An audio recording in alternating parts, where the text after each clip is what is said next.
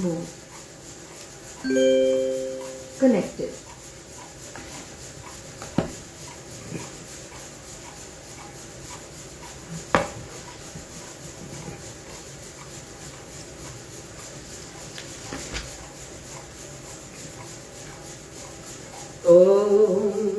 वक्रतुंड महाकाय सूर्यकोटि समप्रभः निर्विघ्नं कुरु मे देव मम कार्येषु सर्वदा सर्वकार्येषु सर्वदा। ओम यत्र यत्र देवानां सर्वव्यापी महेश्वरा यो गुरुदेवानां मुकाराय नमो नमः उकाराय नमो नमः। ओम सर्वमंगलमांगल्ये शिवे सर्वार्थ साधके शरणे त्र्यंबके गौरी नारायणी नमस्तुते। ब्रह्म रूपे सदा नंदे ब्रह्मानंदे स्वरूपिणी रुत्सिद्धि प्रदे देवी नारायणी नमस्तुते नारायणी नमस्तुते। ओम कात्यायनी महामाये भवानी भुवनेश्वरी संसार सागरे मगनम ममुद्धरि कृपामयी। ब्रह्मा विष्णु शिवाराध्ये प्रसिद्ध जग जगदम्बिके मनोविलसितं देवी वरं देहि नमस्तुते वरं देहि नमस्तुते। ओम बालाकाय तेजसां ते नैनां रक्तांबरोल्लासिनी ते जगन्माता धारभूतां स्वमेरवन्दनां। जनाधातं भोगं श्रीजी धातं भोगं भक्तं धातं भोगं भजति खलु मोक्षस्य लभ्यते भजति खलु मोक्षस्य लभ्यते। माँ भगवती जगदम्बा शैलसुता देवादिदेव महादेव काशी विश्वनाथ जी भगवान नारायण और भगवान शंकर का स्मरण करते हुए ओम श्री गुरुवे नमः। ओम नमो भगवते वासुदेवाय नमः। ओम सरस्वत्याय नमः। ओम उमासुराभ्यो नमस्तुते। ओम सरस्वती नमस्तुभ्यं वरदे कामरूपिणी विश्वरूपे विशालाक्षी विद्यां देहि परमेश्वरी। माया कुंडलिनी क्रिया मधुमती काली कला मालिनी मातंगी विजय जया भगवती देवी शिवा सांभवी शक्ति शंकर वल्लभा त्रिनयना वाघवादनी भैरवी ह्रींकारी त्रिपुरा परात्परमयी माता कुमारी तेसी राधा भव्यं परं ज्ञानं मदीये वपुषि स्थितं भगवत्याश्रये गाथां तां वन्देऽहं युगदर्पणम्।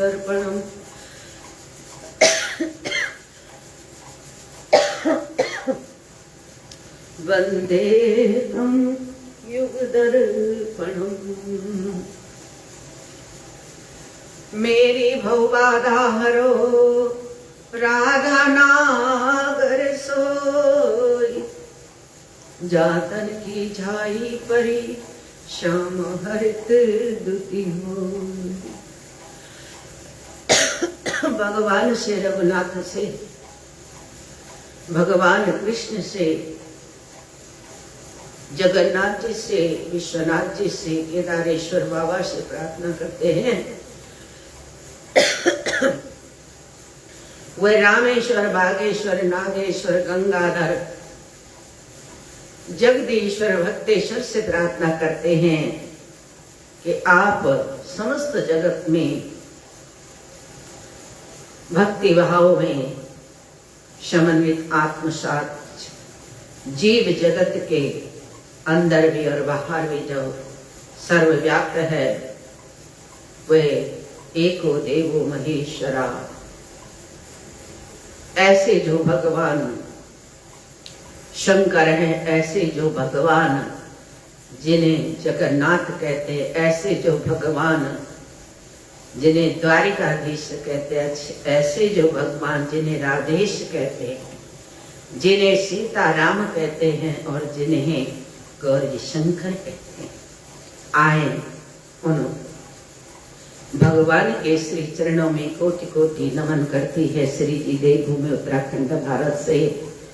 या जीवन सदैव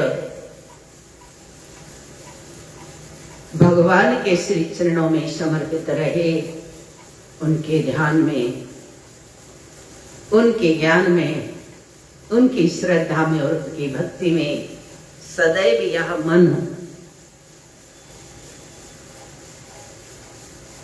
अभिभूत रहे, हृदय अभिभूत हो, आनंदित हो, ये परमात्मा से प्रार्थना करनी।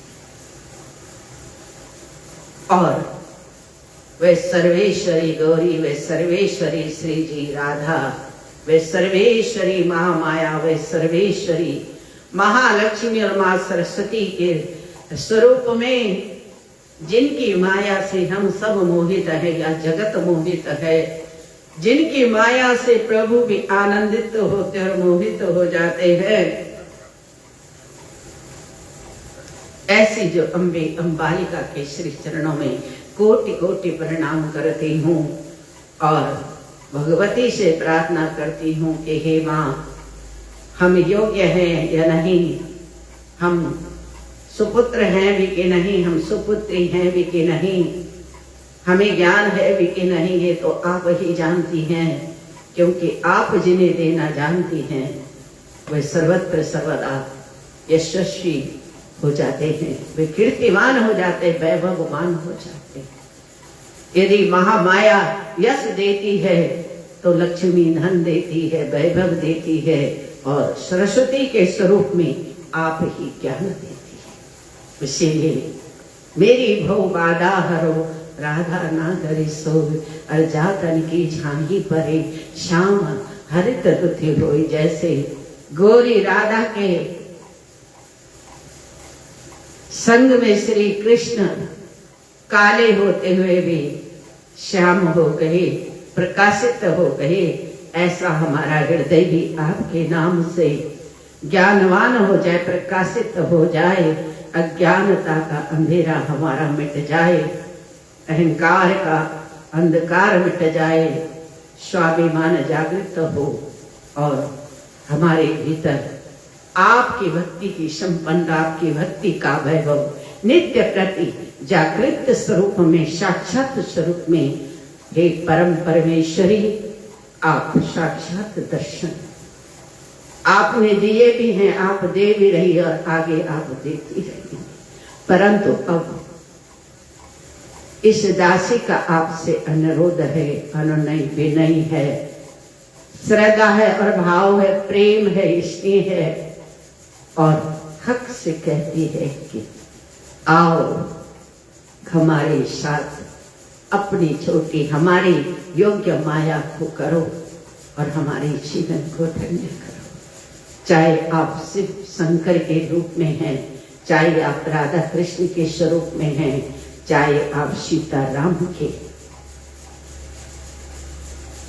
स्वरूप में हैं, हमें आप उस तरीके से साक्षात सचेतन अवस्था में हमें आपके दर्शन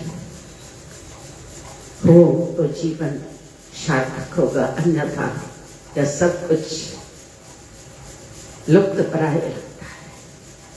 हे माँ भगवती आनंद स्वरूपिणी, हे आनंद लहरी, हे सौंदर्य लहरी, हे ज्ञान लहरी, हे वैभव लहरी, तुम्हारे वैभव से कोई भी जीवी संसार में वंचित नहीं है, क्योंकि कहते हैं कि पुत्र चाहे पुत्री चाहे कुपुत्री हो जाए पर माँ तो माँ होती है। हे ममतामयी करुणामयी माँ, हम पर सदा अपनी दया दृष्टि रखना। श्रीमद् देवी भागवत के अंतर्गत माँ भगवती से प्रार्थना करनी है। माया कुंडलिनी क्रिया मधुमती, काली कला मालिनी, मातंगी विजय जया भगवती, देवी शिवा सांभवी, शक्ति शंकर बल्लवा, त्रिनयना वाग्वादिनी भैरवी, ह्रींकारी त्रिपुरा परात्यारमयी, माता कुमारी तयसी। आप अपने इस दिव्य और भव्य स्वरूप से, बाल रूप से, बाल स्वरूप से, किशोर स्वरूप से हमें अभिभूत करे, हमारा जीवन धन्य करे। हे माँ, आप सदैव करुणामयी वरुणामयी माँ भगवती, हे जगदम्बा, हे राजराजेश्वरी कुल देवी, हे नंदजा, हे गिरिजा, हे शांकरी, हे भुवनेश्वरी, हे वाला सुंदरी, हे माँ भगवती काली मटकी, हे माँ भगवती जगदम्बा काली घाट की, डाट काली माँ भगवती मनसा चंडी देवी, ज्वाल्पा माँ भगवती, सदैव धारी देवी के स्वरूप में जो भगवान केदारेश्वर के अर्धांगिनी के रूप में आप विद्यमान रहती है, वैष्णवी के स्वरूप में जो आप विद्यमान रहती है, हे माँ भगवती जगदम्बा पीताम्बरा बगलामुखी, हे माँ भगवती, आप सदैव हमारी चित्त वृत्ति में शक्ति के रूप में, ज्ञान के रूप में, वैभव के रूप में हमारे जीवन में आत्मसात हों और इस राशि का कल्याण करें। आए भगवती के सुंदर चरित्र का, सुंदर स्वरूप का, प्रथमं शैलपुत्री, द्वितीय ब्रह्मचारिणी, तृतीय चंद्रघंटे, कुष्मांडते, चतुर्थकम पंचमं स्कंदमातेति, षष्ठं कात्यायनी च, सप्तम कालरात्रि महागौरी, चाष्टमं नवदुर्गा प्रकृतिता। भगवती के ये जो नौ रूप हैं, निश्चित रूप से हमारे जीवन को अभिभूत कर देने वाले, और माँ भगवती के अनेकानेक स्वरूप पर रस छंद अलंकारों से परिपूर्ण, और ये नाम तो माँ भगवती के कार्यों के कारण, उनकी दया के कारण, उनके प्रादुर्य भाव के कारण, उनके प्रतिष्ठित अनन्य अनन्य अनन्य जगत के कल्याण हेतु किए हुए कार्यों के लिए उन्हें इन नामों से नवरात्र 9 दिनों के पारितोषिक स्वरूप भगवती को भगवती ने धारण किए, और देवताओं ने भगवती की स्तुति की, पूजा अर्चना की। चलिए आप आते हैं श्रीमद् देवी भागवत की ओर, और श्रीमद् देवी भागवत की जो पूजन विधि है, पाठ है, इसमें भगवती का जो है किस प्रकार से पूजन करते हैं, आए श्रीमद् देवी भागवत पाठ विधि को थोड़ा संक्षेप में समझते हैं। देवी भागवतम नामम पुराणम परमोत्तमम, त्रिलोक्य जननी साक्षात् गीयते यत्र शाश्वती, श्रीमद्भागवतम यस्तु पठेद्वा शृणुयद्यपि, श्लोकार्था श्लोकपादम भाषा याति परमं गतिः। भगवती की जो पाठ विधि है, पूजा विधि तो कल हो गई थी, आज पाठ विधि जो है कि कैसे करना चाहिए, श्रीमद् देवी भागवत नामक पुराण सभी पुराणों में अति श्रेष्ठ है, जिसमें तीनों लोकों की जननी साक्षात सनातनी भगवती की महिमा गाई गई है। जो श्रीमद् देवी भागवत के आधे श्लोक या चौथाई श्लोक की भी प्रतिदिन सुनता है या पढ़ता है, वह परम गति को प्राप्त होता है। श्रीमद् देवी भागवत के 9 दिन की जो विधि है, दोनों नवरात्रों में या चारों नवरात्रों में, जो गुप्त नवरात्र वे आते हैं, आषाढ़ श्रवण भाद्रपद कार्तिक और मार्गशीर्ष माघ एवं फागुन शुक्ल प्रतिपदा से नवमी तक जो इसके अनुष्ठान का विधान है, इसे नवा यज्ञ कहा जाता है।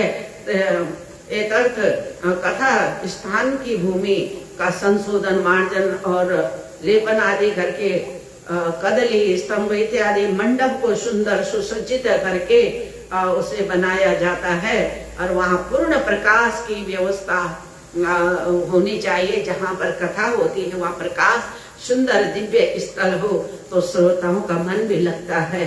और व्यास गद्दी पर बैठे हुए व्यास भगवान के होने से भी दिव्यता का, व्यास भगवान को भी दिव्यता का आभास होता है, क्योंकि यह कथा अपने आप में बड़ी पुण्यदायिनी महा माया की कथा है।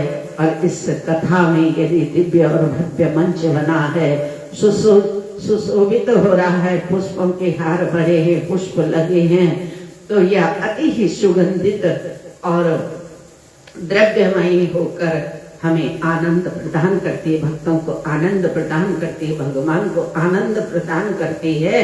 इस प्रकार से तत्पश्चात किसी नदी और उससे जो है सरोवर का जो है पहाड़ी झील झरने आदि से आप जो है गंगा स्नान करके भगवती का जो थे रथ यात्रा इत्यादि निकाल करके सब जन जागरण करके कि ज्यादा से ज्यादा लोग श्रवण करे, ताकि ये अमृत कथा अमृत स्वयं में दुर्गा का आत्मा का परमात्मा से मिलन का विषय श्रीमद् देवी भागवत है।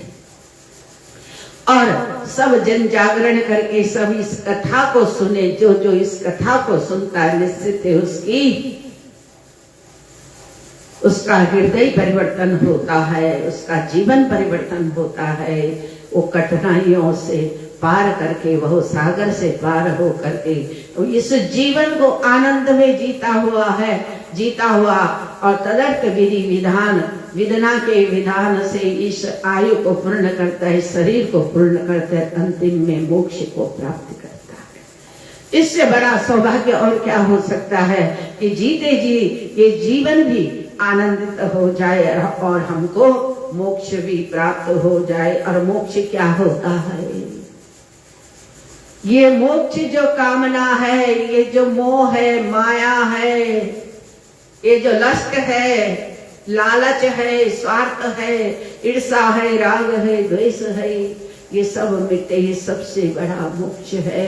हे दिव्य आत्माओं, जो इन कथाओं को, पुराणों को, वैदिक संस्कृति को जिसने अपने जीवन में अपना दिया और सत्य में यदि उसने थोड़ा भी अध्ययन किया है, श्रीमद् देवी भागवत कहता है कि आधा श्लोक ही सही, अर्ध श्लोक, आधा श्लोक का आधा श्लोक ही सही यदि आपने पढ़ लिया, आपने चिंतन कर दिया, पठन कर दिया, श्रवण कर दिया, कान पवित्र कर दे, मन पवित्र कर दिया, तो आपको मोक्ष की प्राप्ति सुनिश्चित है। क्यों? राम रमापति रमणम समनम, सीताराम सीताराम राधे श्याम राधे श्याम, सीताराम सीताराम राधे श्याम राधे श्याम, गौरी शंकर नमो नमः, राधे राम सीताराम गौरी सीताराम राधे श्याम, गौरी शंकर नमो नमः, गौरी शंकर नमो नमः। ये जीवन में जब भजन आ जाए, जीवन में जब कीर्तन आए, जीवन में भीतर से आए, बाहर से किसी को गाना आए न आए, बाहर से भक्ति आए न आए, भीतर से आ गई तो सब आ गई।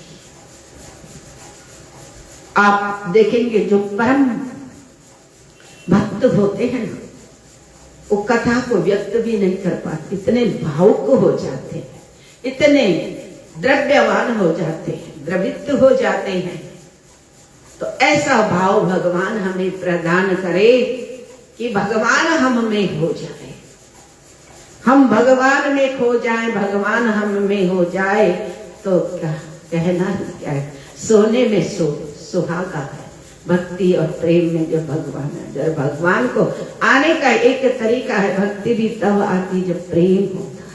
जब भगवान को प्रेम करेंगे ना तो भक्ति स्वतः ही आ जाएगी। और भगवती का शब्द ये यात्रा उत्रा करने के बाद व्यास जी को पदासीन हो करके भगवती का इस प्रकार स्तुति करनी चाहिए। कात्यायनी महामाये भवानी भुवनेश्वरी संसार सागरे मग्नम ममोदरी कृपामयी। ब्रह्मा विष्णु शिवाराधे प्रसिद्ध जग जगदम्ब के मनोविलसितम देवी वरम देहि नमस्तुते वरम देहि नमस्तुते। हे कात्यायनी, हे महामाये, भुवनेश्वरी, हे कृपामयी, हे भवानी, मैं संसार सागर में डूब रही हूँ, मेरा उद्धार कीजिए। तथा हे ब्रह्मा विष्णु महेश, पूजनीय माता जगदम्बा की मेरे ऊपर प्रसन्न होइए। आप सब देवताओं से माँ भगवती प्रसन्न हो जाए। हे देवी, आप मुझे इस भव सागर रूपी माया रूपी संसार से पार कराते हुए मुझे मनवांछित फल प्रदान कीजिए। आपको मैं बार बार प्रणाम करती, कोटि कोटि नमन करती हूँ। तत्पश्चात जो है न्यास इत्यादि करना चाहिए, पूजा अर्चना करना चाहिए, प्रातः पूजन होना चाहिए। और इस प्रकार से श्रीमद् देवी भागवत का जो है अनुष्ठान विधि को करना चाहिए, पूजन इत्यादि करना चाहिए भगवती का। यदि भगवती की वैसे भगवती का जो है विग्रह रखना चाहिए, मूर्ति रखनी चाहिए, फोटो रखनी चाहिए, जो व्यवस्था उपलब्ध हो सकती है। तो मन से सभी देवी देवताओं को, धरती का, वास्तु का, सबका पूजन करना चाहिए। और इस प्रकार से जब भगवती का पाठ इत्यादि करके कथा का जो है फिर प्रारंभ करना चाहिए। ओम श्री जगदम्बिकाय नमः। ओम ऐं ह्रीं क्लीं चामुंडाय विच्चे। ओम ग्लूं हूं क्लीं जूं सः ज्वालय ज्वालय जल जल प्रज्वल प्रज्वल। ओम ऐं ह्रीं क्लीं चामुंडाय विच्चे।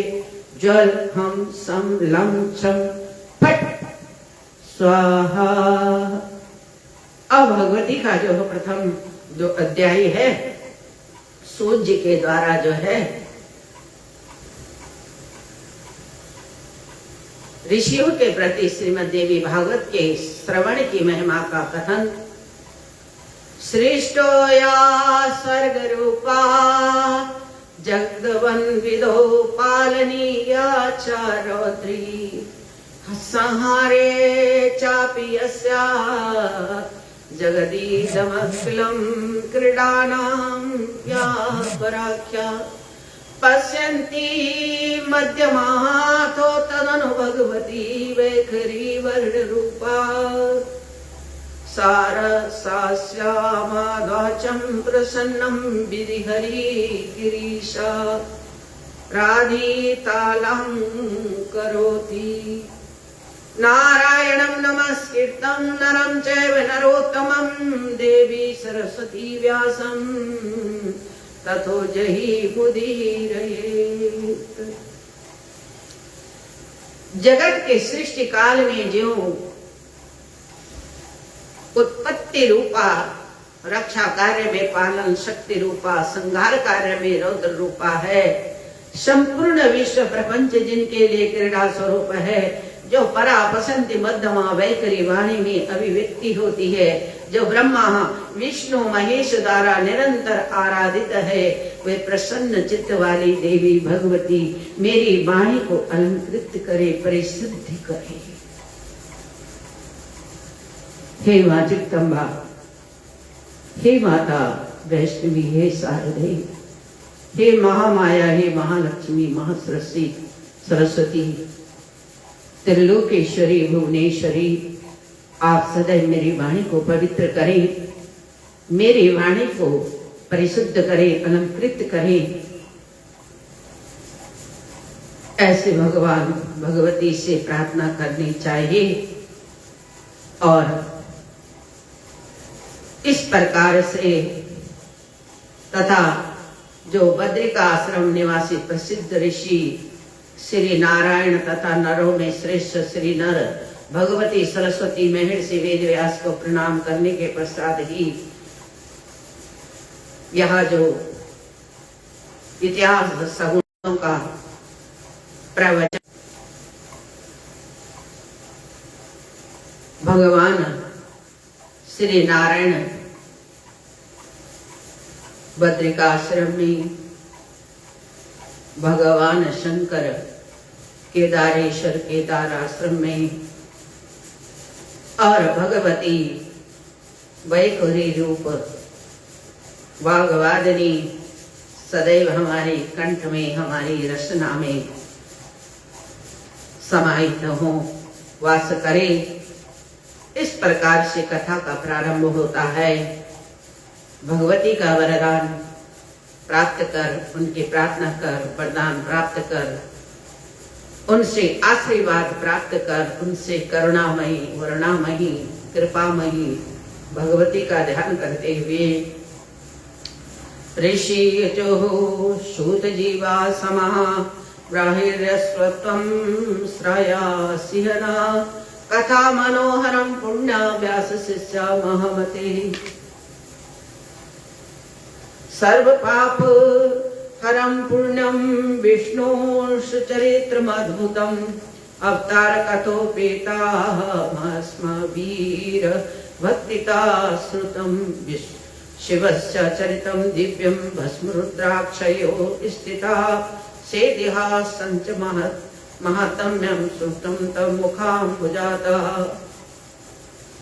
ऋषिगण बोले, हे सूत जी महामते, हे व्यास शिष्य, आप दीर्घ जीवी हो, आप हम लोगों को नाना विध पुण्यदायिनी एवं मनोहरणी कथा सुनाते रहते। भगवान विष्णु के सर्व पाप विनाशकम परम पवित्र एवं अवतार कथाओं से संबंधित अद्भुत चरित्रों को हमने भक्ति पूर्वक सुना। इसी प्रकार हमने भगवान शिव के अलौकिक चरित्र भस्म और रुद्राक्ष के ऐतिहासिक महत्व का श्रवण आपके मुखारविंद से क्या हम लोग ऐसी परम पावन कथा सुनना चाहते हैं जो बिना प्रयास के ही मनुष्य को भोग एवं मोक्ष प्रदान करने में पूर्ण रूप से सहायक हो। हे महाभागता, आप इस कथा का वर्णन करें जिसके द्वारा मानव कलयुग में भी सिद्धियां प्राप्त कर ले, क्योंकि हम आपसे बढ़कर किसी अन्य को नहीं जानते जो हमारी शंकाओं का निवारण करे। इस प्रकार से जो है ऋषि बोल रहे हैं। सूतो वाचा साधु पृष्ठम महाभागम लोकानामित काम्यया सर्वशास्त्रस्य यत्सारं ततो वक्ष्याम्ये हे शेषता तावत् गर्जन्ते तीर्थानि पुण्यानि वृत्तानि च यावन् श्रूयते सम्यग् देवी भागवते नरः तावत् पापाकृतिः निर्णाम कलेशदाद भ्रमकंटकः यावन् परशुः प्राप्तो देवी भागवतो विधः।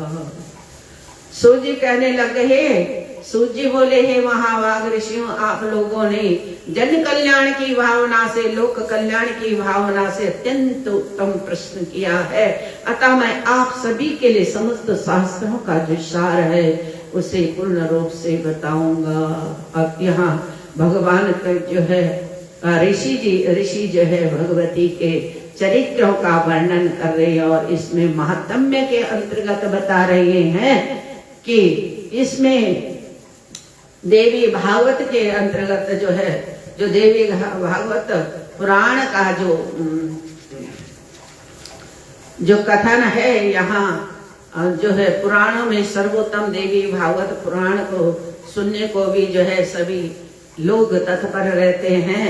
और ऐसे जो संत समाज है वह तत्पर रहता और समाज के लिए एक नई प्रेरणा, एक नई जागृति और एक मर्यादा और एक सुकृत्य लेकर आते हैं जो संत समाज होता है।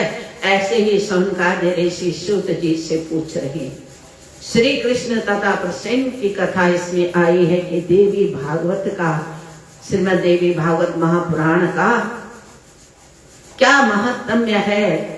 तो इसमें कथा आती है, द्वारिका में भोजवंशीय राजा सत्राजीत रहता था। उसने सूर्य की आराधना करके उनसे श्यामंतक नामक एक अत्यंत दैदीप्यमान मणि प्राप्त कर ली और उस मणि को धारण करने पर सत्राजीत साक्षात सूर्य के समान दिखाई देता था। एक बार जब यादवों ने श्री कृष्ण से कहा कि भगवान सूर्य उन्हें मिलने आ रहे हैं, तो श्री कृष्ण ने यादवों का भ्रम दूर करके उन्हें बताया कि आने वाला सूर्य न होकर श्यामंतक मणिधारी सत्राजीत है।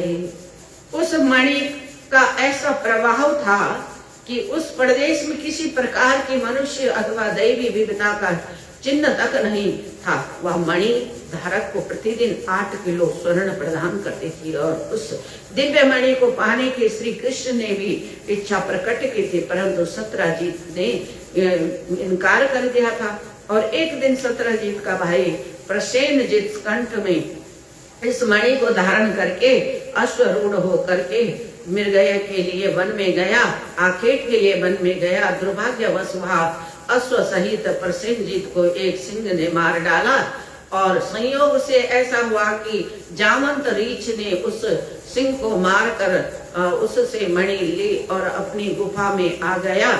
उस मणि को खिलौना समझकर जामवंत का बेटा उससे खेलने लगा। इधर द्वारिका में यह बात फैल गई कि सत्राजीत के मणि देने से इनकार करने पर श्री कृष्ण ने ही उसके भाई का वध करा दिया और मणि अपने अधिकार में ले ली। श्री कृष्ण इस मिथ्यापवाद से बड़े दुखी हुए, चिंतित हुए और उन्होंने सत्य का पता लगाने का निश्चय किया और फलतः वे प्रसन्नजीत की खोज में निकल पड़े। श्री कृष्ण ने अपने साथियों के साथ वन में पहुंचकर प्रसेनजीत को अश्व सहित और उनके पास ही एक सिंह को मरा हुआ पाया। उन्होंने वहां एक रीछ के चरण चिन्ह भी देखे जो भीतर गुफा में उनके प्रविष्ट होने की सूचना देते थे। इस दृश्य को देखकर श्री कृष्ण ने रीछ द्वारा सिंह का वध करने तथा मणि रीछ के पास होने का अनुमान लगा दिया। श्री कृष्ण ने अपने साथियों को कहा कि तुम मेरी बाहरी प्रतीक्षा करो और यदि मैं नहीं लौटूं तो तुम वापस चले जाना। श्री कृष्ण के जो संगी साथी जो बाहर प्रतीक्षा कर रहे थे, बहुत समय हो गया और जब कृष्ण नहीं लौटे तो वो लोग सब वापस चले गए और श्री कृष्ण के नष्ट हो जाने का समाचार फैल गया कि श्री कृष्ण वहीं जाकर नष्ट हो गए। श्री कृष्ण के न लौटने पर वसुदेव व्यतीत हो उठे। उसी समय देवर्षि नारद का वहां सुबह आगमन हुआ तो उन्होंने पुत्र की चिंता से आकुल व्याकुल वसुदेव और देवी भागवत पुराण, उन्होंने पुत्र की चिंता से व्याकुल वसुदेव को देखा तो सुनने का श्रीमद् देवी भागवत सुनने का परामर्श दिया। कहा कि यदि तुम भगवती का किसी का बच्चा खो जाए, किसी की संतान न हो, किसी की औलाद यदि बेकार हो, उसे देवी भागवत जरूर करना चाहिए। संतान की उन्नति के लिए, संतान की प्रगति के लिए श्रीमद् देवी भागवत सबसे उत्तम मार्ग है। इसका अनुष्ठान अपने घर पे करना चाहिए, कराना चाहिए, ब्राह्मणों को बुलाना चाहिए और इसका श्रीमद् देवी भागवत महापुराण को करना चाहिए। ये यहाँ पर जो है वसुदेव को जो है नारद जी जो है देवर्षि नारद जो है यहाँ पर कह रहे हैं कि वसुदेव जी ने जगदम्बा की महिमा से अपना परिचय प्रकट करते हुए उन्हें बताया कि जब मैं देवकी के साथ कंस के कारागार में पड़ा था और कंस ने हमारे 6 पुत्रों को मार डाला था, हम दोनों पति पत्नी बहुत ही असंतुलित हो गए थे। उस समय मैंने उन्हें कुल पुरोहित महर्षि गर्ग को बुलाकर उनसे अपने दुखों की निवृत्ति का उपाय पूछा था। तो गुरुदेव ने मुझे देवी भागवत का पारायण करने को कहा था। मैंने उनसे निवेदन किया था कि कारागार में पड़े रहकर मेरे लिए विधि विधान से इस पवित्र पुराण का पारायण संभव नहीं, अतः आप मेरी ओर से मेरे लिए यह अनुष्ठान करने की कृपा करें। मेरी प्रार्थना को स्वीकार करते हुए गर्ग मुनि ने हिमाचल में जाकर ब्राह्मणों के साथ देवी की आराधना की और विधि पूर्वक देवी भागवत का 9वां पारायण किया। पाठ समाप्ति पर मुनीश्वर ने मुझे आकर बताया कि देवी ने प्रसन्न होकर आकाशवाणी की है कि मेरी प्रेरणा से विष्णु नारायण भूभार हरण के लिए वसुदेव देवकी के घर अवतार धारण करेंगे। देखो भगवान के जैसे ये हम नहीं कह रहे, श्रीमद देवी भागवत कह रही है कि यदि किसी ने श्रीमद देवी भागवत का पारायण कराया, 9 दिन तक भागवत करवाई, तो उनके घर में कृष्ण जैसा पुत्र होता है, माँ नारायण जन्म लेते हैं। उस बालक को नंद यशोदा के पास पहुंचा देना और उसी समय उत्पन्न यशोदा की पुत्री को लाकर कंस को सौंप दे। कंस उस बालिका को पृथ्वी पर पटकेगा और उसी समय कंस के हाथ से छूटती हुआ बालिका दिव्य शरीर धारण कर मेरे ही अंश रूप में लोक कल्याण के लिए विंध्याचल पर्वत पर निवास करेगी। गर्ग मुनि के इस मुख से देवी के वरदान को सुनकर पति पत्नी बहुत प्रसन्न हुए और मुनि गर्ग के वचनानुसार ही सारी घटनाएं घटी और मैं अपने पुत्र रत्न श्री कृष्ण को सुरक्षित रख पाया। यह सारा विवरण सुनाकर वसुदेव नारद जी से बोले, देवर्षि देवी की महिमा का तो मैं तभी कायल हो गया था। मेरे भाग्य सौभाग्य से ही उनका यह शुभागमन, आपका जो शुभ आगमन हुआ, अतः मेरी प्रार्थना है कि आप ही देवी भागवत पुराण सुनाने की कृपा करें। नारद जी ने प्रसन्न मन से 9वां पारायण किया और वसुदेव ने 9वें दिन कथा समाप्ति पर ग्रंथ और वाचक नारद जी का पूजन किया। उधर भगवती की माया से श्री कृष्ण जब गुफा में प्रविष्ट हुए तो उन्होंने एक रीछ के बालक को मणि से खेलते हुए देखा। श्री कृष्ण ने ज्यों ही बालक से मणि छीनी, त्यों ही उस बालक और धात्री के क्रंदन को सुनकर जामवंत वहां आ गए और श्री कृष्ण युद्ध करने लगा। दोनों में 27 दिनों तक युद्ध चलता रहा। जामवंत निरंतर कृष्ण होता चला गया।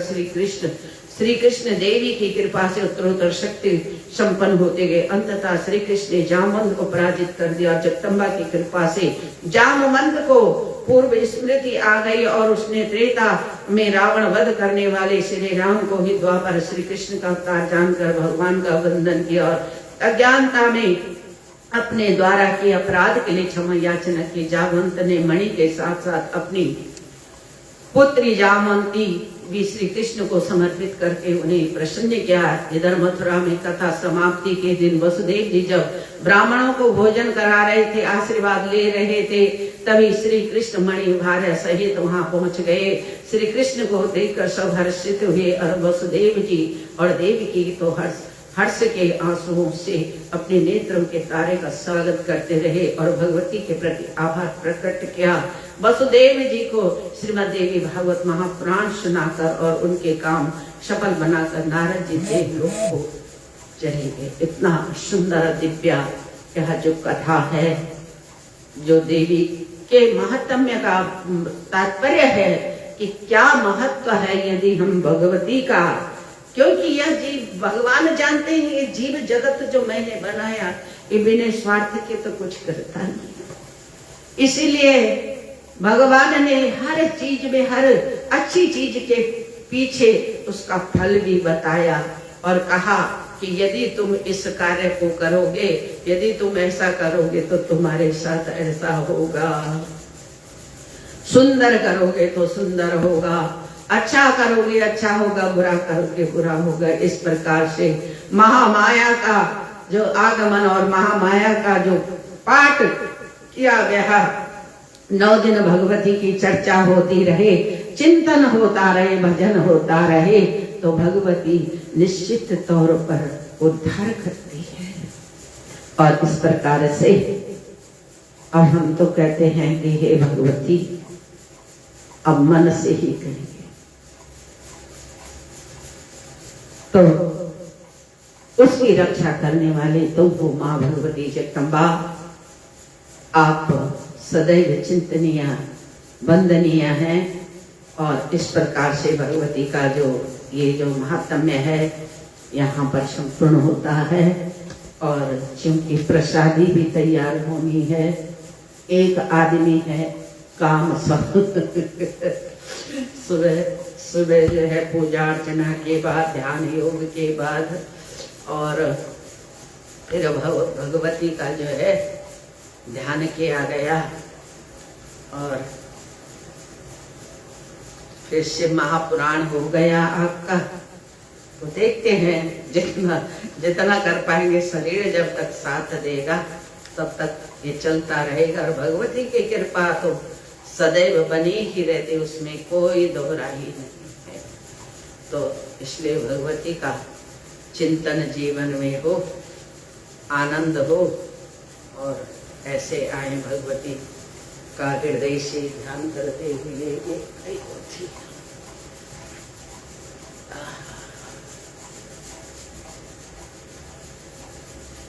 ओम नमो भगवते वासुदेवाय।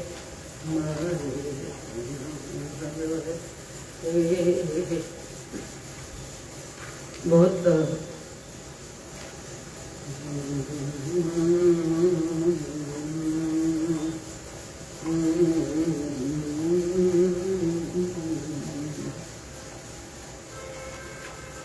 आए भगवती के कमल स्वरूपिणी माँ भगवती, उन राजराजेश्वरी माँ लक्ष्मी के स्वरूप, महामाया माँ सरस्वती के स्वरूप का आनंद लेते हैं। उनके लिए यहाँ जो लक्ष्मी जी का जो सुंदर भजन है, अंग अंग से पुलकित होकर स्वर्ण सुधा बरसा माता मेरे